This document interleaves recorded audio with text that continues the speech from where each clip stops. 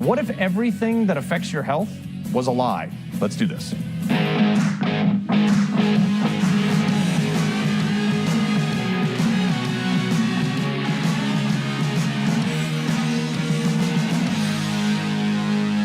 Ladies and gentlemen, boys and girls, health nuts and not so health nuts, let me introduce you to your new Surgeon General nominee.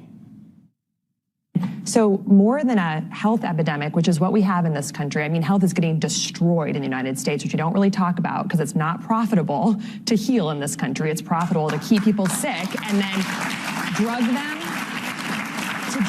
cut them, and bill them, which is what we learn how to do. And really what we have here is a disconnection crisis, and the healthcare crisis is one branch of that tree.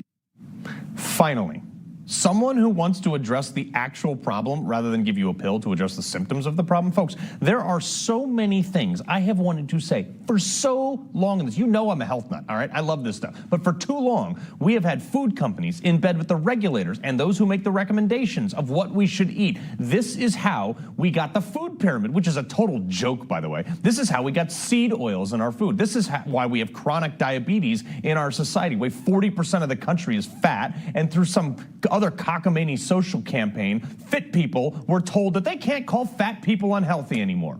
We were told that you could be healthy at any size and true beauty's on the inside. Oh, is it? You might want to take a closer look at them arteries, pal.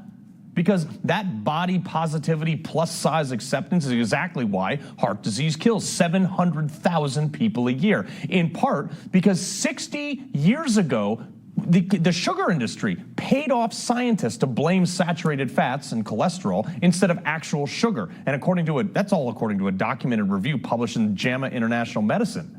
And after millions of heart attacks, it takes someone like RFK and Casey Means to make people comfortable enough to challenge those studies. Why is it that RFK is the first person in legitimate position to actually say, hey, guys, if you're on government health care benefits or government food benefits, you're probably on government health care too. So therefore, we're going to cut the burden on the government health care costs by cutting your ability to buy junk food on our dime that makes you sicker.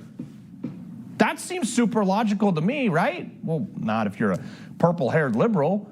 In fact, part of the reason that these companies, our healthcare system and the government has been able to get away with this is precisely what our new Surgeon General nominee has been shouting from the hills. I learned virtually nothing at Stanford Medical School about the tens of thousands of scientific papers that elucidate these root causes of why American health is plummeting and how environmental factors are causing it. Basically, they don't teach any nutrition in doctor school. This is by design. If you don't believe me, just take a look back to any of the common food in America versus Europe. Look at the differences. We have like 2 to 3 times the ingredients. We got stuff in our food that we can't even pronounce. I don't even know what it is. RFK had a simple solution to this. And unlike other people in government, he actually practices what he preaches. I eat a lot of protein. I stay away from packaged foods. Oh, noble concept. If it doesn't expire, maybe it's not a great idea to put it in your body. And I know, this is a tough one for PETA, and this is why most vegans are tiny. If you want to put on muscle, you have to eat muscle. Steak, chicken, fish. Kind of hard to build muscle eating a bowl of yard debris with a crouton on top of it. But RFK, because he's not a doctor, we were told not to listen to people like him by all the experts, which I find super ironic. As you can see here, the self-proclaimed experts, that doctors, their errors are actually the 3rd leading cause of death in America, behind cancer. Wow. When you start pulling all this stuff apart, you realize that our healthcare, our food system, and everything that we raise our kids on today is completely backwards. Did you know that kids today get less time outdoors than criminals in a supermax prison? I mean, who made that decision? Oh, let me guess. Somebody with a doctorate in education like Jill Biden, probably. And then they're all confused when kids act up. We wonder, hey, why is this 8-year-old coming home and jumping on the bed? And because Big Pharma accounts for almost 50% of our advertising on television, parents, my parents fell victim to this too. They asked their doctor to evaluate why their kids are so hyperactive. I heard about this medication that control them. So they developed a disorder called attention deficit hyperactive disorder, and rather than just telling parents that their kids need to play more, they just prescribed them a bunch of SSRIs like Ritalin, which was almost a $20 billion industry last year, by the way, and it cures absolutely nothing. Because our medical school never taught doctors that maybe kids are jumping on the bed because they're 8, and 8-year-olds don't like being chained to a desk all day in school, while they're force-fed Fruity Pebbles with 60 grams of sugar in it that they saw in a targeted ad on their iPad that was jammed in their face as a babysitter instead of just sending them outside to play in the dirt. Sounds dumb when you put it all in one place, huh? And speaking of dumb, why are we just finding out that fluoride forced into our drinking water has actually been poisoning our kids for half a century, lowering their IQ? And you and I were called crazy if we said anything about it last year. You want to know why you don't know any of this until now? Well, here's why. Because the FDA got 70% of its funding from Big Pharma last year. I mean, it's almost comical, but not as comical as the fact that the other 30% of their budget comes from Congress, who also gets millions of dollars in donations from the same people. And the heads of the CDC and the FDA and any other government regulatory committee either came from or goes back to the very industry that they're regulating or producing for. I mean, oh, shocker that they approve things that might not be the best for us, but sure work for their bottom line.